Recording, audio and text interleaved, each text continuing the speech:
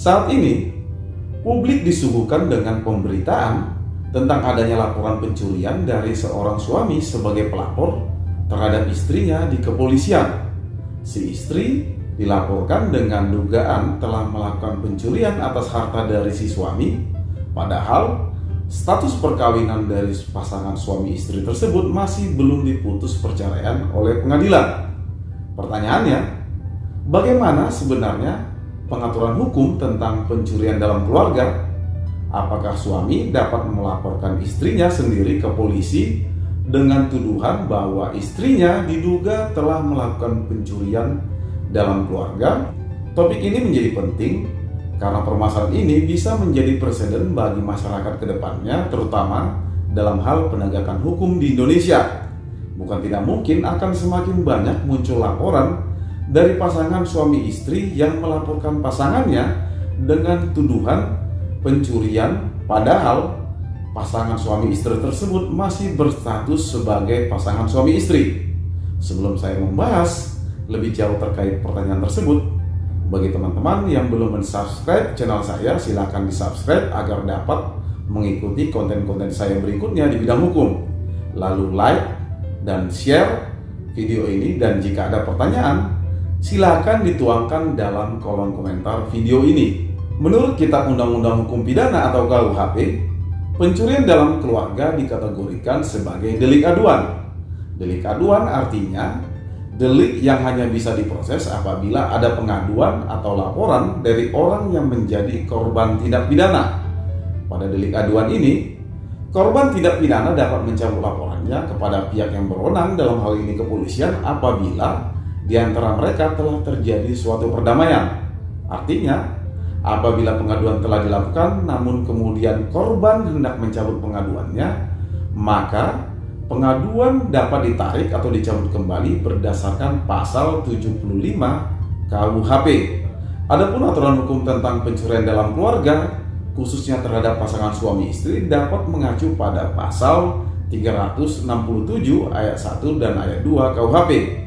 Ayat 1 itu berbunyi, jika pembuat atau pembantu dari salah satu kejahatan pencurian adalah pasangan suami atau istri dari orang yang terkena kejahatan dan tidak terpisah meja dan ranjang atau terpisah harta kekayaan, maka terhadap pembuat atau pembantu itu tidak mungkin diadakan tuntutan pidana.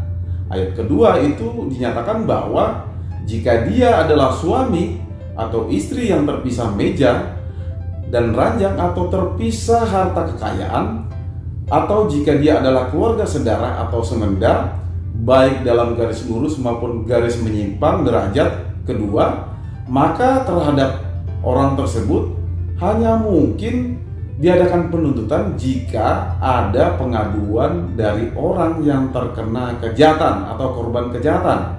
Lantas, bagaimana sebenarnya pengaturan hukum terhadap permasalahan ini apabila dihubungkan dengan hukum perdata dan hukum perkawinan, termasuk hukum waris Islam?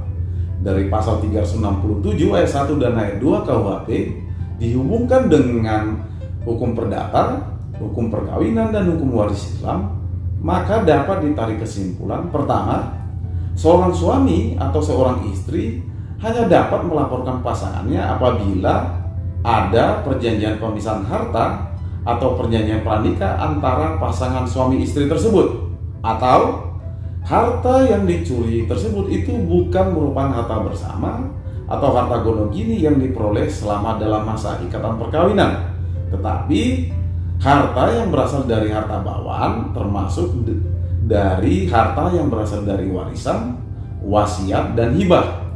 Yang kedua, jika tidak ada perjanjian pemisahan harta terhadap pasangan suami istri tersebut dan harta tersebut itu berasal dari harta bersama, bukan dari harta bawaan yang diperoleh sebelum perkawinan, termasuk harta yang berasal dari warisan, wasiat, dan hibah, maka seorang suami atau seorang istri tidak dapat melaporkan pasangannya dengan tuduhan pencurian dalam keluarga.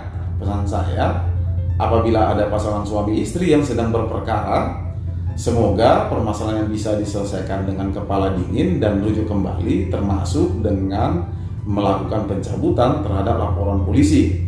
Tetapi apabila memang sudah tidak bisa rujuk kembali, setidaknya permasalahan ini bisa diselesaikan secara damai berdasarkan musyawarah dan mufakat atau kekeluargaan, karena damai itu indah. So, coba diingat-ingat yang indahnya saja ya. Demikian dari saya, salam.